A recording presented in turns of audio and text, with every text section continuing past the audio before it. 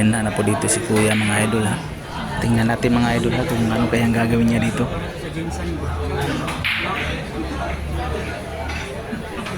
Mukhang wala siyang balak na i-kombinasyon yung 4 sa G's mga idol ha.